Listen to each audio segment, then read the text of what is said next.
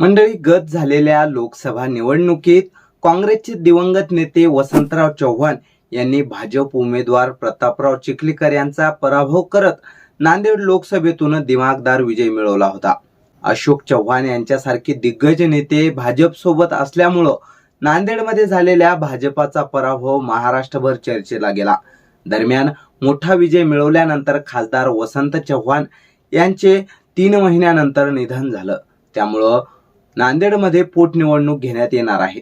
महाराष्ट्र विधानसभेच्या निवडणुकीबरोबर नांदेडच्या लोकसभा निवडणुकीसाठी मतदान पार पडणार आहे.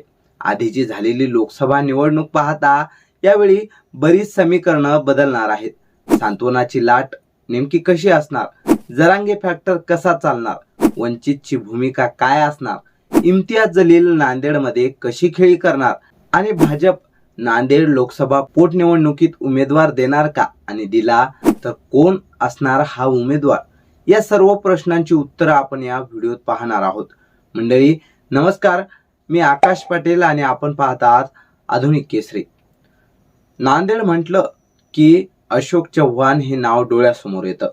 नांदेडमध्ये काँग्रेसचं मोठं प्रस्थ असलेले माजी मुख्यमंत्री अशोक चव्हाण यांनी ऐन लोकसभा निवडणुकीच्या तोंडावर काँग्रेसचा हात सोडत भाजपचे कमळ हाती धरले. त्यानंतर जिल्ह्यातील काँग्रेस कार्यकर्ते सैरभैर झाले होते. परंतु काँग्रेसनं माजी आमदार वसंतराव चव्हाण यांच्या रूपानं अनुभवी चेहरा पुढे करत त्यांना ताकद देण्याचं काम केलं. 2024च्या लोकसभा निवडणुकीत चव्हाणांनी भाजपचे उमेदवार प्रतापराव चिखलीकर यांचा पराभव करत 50,000पेक्षा अधिक मतांनी विजय मिळवला. त्यामुळं मरगळलेल्या काँग्रेस कार्यकर्त्यांना नवसंजीवनी मिळाली होती.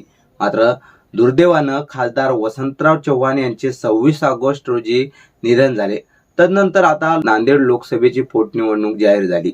नांदेड जिल्हा काँग्रेस कमिटीच्या वतीनं वसंतराव चव्हाण यांचे सुपुत्र रवींद्र चव्हाण यांच्या नावावर एकमतानं ठराव मंजूर केला. राज्यातील नेत्यांनी पक्षश्रेष्ठींकडे रवींद्र चव्हाण यांचं नाव सुचवलं आणि काँग्रेसनं गुरुवारी सकाळी रवींद्र चव्हाण यांना अधिकृतपणे उमेदवारी जाहीर केली. राहुल गांधी नांदेडच्या दौऱ्यावर असताना चव्हाण यांच्या घरी सांत्वनपर भेटीसाठी गेले होते. तेव्हाच रवींद्र चव्हाण यांना नांदेड लोकसभा पोटनिवडणुकीची उमेदवारी दिल्या जाईल अशी चर्चा सुरू होती आणि ती आता जाहीरही झाली. मात्र रवींद्र चव्हाण यांच्या समोर आता पुन्हा एकदा भाजपचे आव्हान असणार आहे. काँग्रेसमधील अंतर्गत गटबाजी, भास्कर खतगावकरांच्या पक्षप्रवेशानंतर बदललेली समीकरणं या सर्वांचा ताळमेळ राखत विधानसभेच्या प्रचारासोबतच लोकसभेचा गड राखण्याचं आव्हान काँग्रेस समोर असणार आहे. त्यामुळे काँग्रेससाठी ही लढाई यावेळी वाटते तेवढी सोपी नक्कीच नाही. आणि सांत्वनाची लाट कशी चालणार, त्यातल्या त्यात आता त्यांच्या विरोधात MIM पक्ष निवडणूक रिंगणात उतरण्यासाठी तयारी करत आहे. इम्तियाज जलील म्हणाले की नांदेडमधून लोकसभा लढवण्याची संधी आलेली आहे. लोकांमध्ये रोष पाहायला मिळतोय. आम्हाला संधी आल्यानंतर आम्ही दिवंगत खासदाराबाबत का विचार करू, आम्ही आमच्या पक्षाबाबत विचार करणार आहोत. आम्ही कसं निवडून येऊ शकतो हा विचार करणार आहोत, असं इम्तियाज जलील यांनी म्हटलं आहे. यातून नांदेड लोकसभा लढवण्याची घोषणा त्यांनी केली. दुसरीकडे वंचितची भूमिका ही पाहावी लागणार आहे. वंचित बहुजन आघाडीने अद्यापपर्यंत उमेदवार जाहीर केलेला नाही. 2004 साली भाजपच्या दिगंबर पवार पाटील यांनी विजय मिळवत काँग्रेसच्या गडाला सुरंग लावला होता.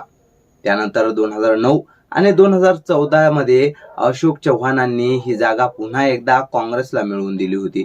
मात्र 2019 मध्ये त्यांचा पराभव झाला. 2019 मध्ये चव्हाण यांच्या पराभवाचे मुख्य कारण वंचित फॅक्टर ठरलं होतं. वंचितच्या यशपाल भिंगे यांनी 1,66,000 इतकी मते मिळवली होती, तर चव्हाण यांचा 40,000 मतांनी पराभव झाला होता. 2024च्या लोकसभा निवडणुकीत वंचितचे उमेदवार अविनाश भोसीकर हे 3ऱ्या क्रमांकावर होते. 92,000हून अधिकचं मतदान घेऊन वंचितची ताकद त्यांनी दाखवून दिली होती. पोटनिवडणुकीत वंचितचा उमेदवार असल्यानं नांदेड लोकसभा मतदारसंघातील निवडणूक रंगतदार ठरणार आहे. मध्यंतरी नांदेडमधून खुद्द प्रकाश आंबेडकर यांनी निवडणूक लढवावी अशी त्यांच्या कार्यकर्त्यांची मागणी जोर धरत आहे. त्यामुळे खरंच प्रकाश आंबेडकर नांदेड लोकसभेची पोटनिवडणूक लढवणार का हेही बघावं लागणार आहे. लोकसभा निवडणुकीत पूर्णपणे मराठवाड्यात जरांगे फॅक्टर चालला होता. त्यामुळं भाजपाला एकही सीट मराठवाड्यात जिंकता आली नाही.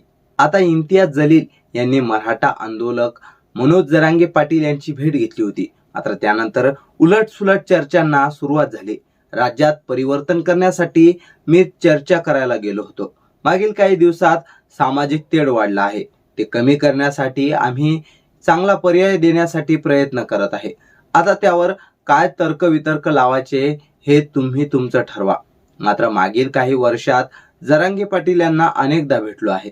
निवडणूक आली म्हणून त्यांना भेटलो नाही असं देखील इम्तियाज जलील यांनी स्पष्ट केलं.